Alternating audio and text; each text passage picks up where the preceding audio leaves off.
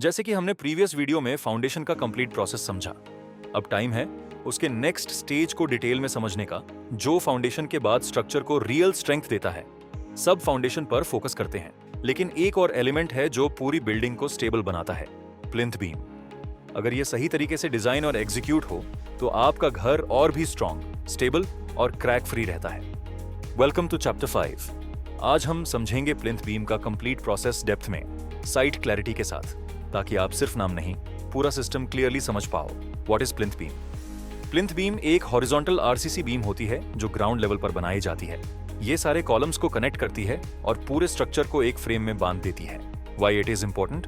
First, load को evenly distribute करता है। सेकंड, अनइवन सेटलमेंट को कंट्रोल करता है। थर्ड, क्रैक्स होने से बचाता है। फोर्थ, स्ट्रक्चर को स्टेबिलिटी देता है। इन सिंपल वर्ड्स, ये फाउंडेशन और बिल्डिंग के बीच एक स्ट्रॉन्ग कनेक्शन क्रिएट करता है।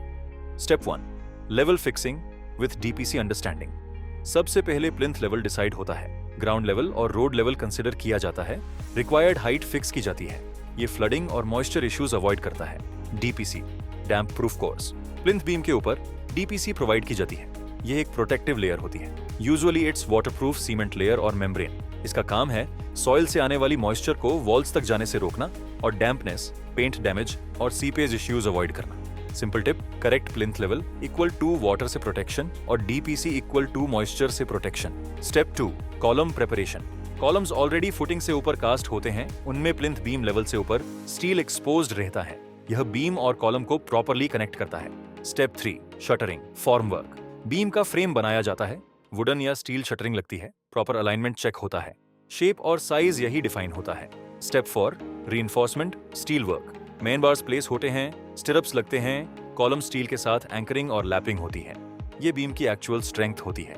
Step 5, services planning importance. Electrical कॉन्डुइट्स का प्रोविजन, प्लम्बिंग स्लीव्स का प्लेसमेंट। अगर इस स्टेज पर प्लानिंग नहीं की गई तो बाद में कोर कटिंग करनी पड़ेगी, जो एक कॉस्टली प्रैक्टिस है। Step 6, curing, regular water curing, minimum 7 to 10 days.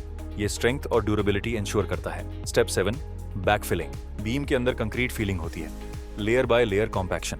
इससे सेटलमेंट और क्रैक्स अवॉइड होते हैं। कॉमन मिस्टेक्स, साइट पर न दिखने वाली गलतियां फ्यूचर में बड़ी प्रॉब्लम्स क्रिएट करती हैं। स्टील एंकरिंग और लेपिंग प्रॉपर्ली न करना, शटरिंग का अलाइनमेंट चेक न करना, कंक्रीट में वाइब्रेशन टूल यूज न करना, क्यूरिंग को इग्नोर कर देना, सर्विसेज प्लानिंग स्किप कर देना। पहले ये मिस्टेक्स स्मॉल लगती हैं, लेकिन बाद में यही बड़ी मिस्टेक्स में कन्वर्ट होती हैं। विजिबल क्रैक्स, वीक स्ट्रक्चर और unnecessary extra cost. Plinth beam सिर्फ एक बीम नहीं है, ये पूरी बिल्डिंग को एक स्ट्रॉन्ग सिस्टम में बाइंड करता है।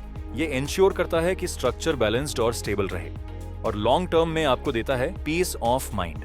सिंपल बात, strong plinth beam equals to strong और रिलायबल बिल्डिंग।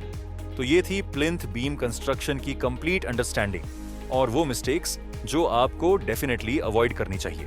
अगर आप चाहते हैं कि आपका ड्रीम होम हर एंगल से परफेक्ट हो, डिजाइन से लेकर एग्जीक्यूशन तक, तो कनेक्ट कीजिए आर्किटेक्ट्स हाइव के कंस्ट्रक्शन प्लान के साथ। Architects hive, redefining the limits of architecture.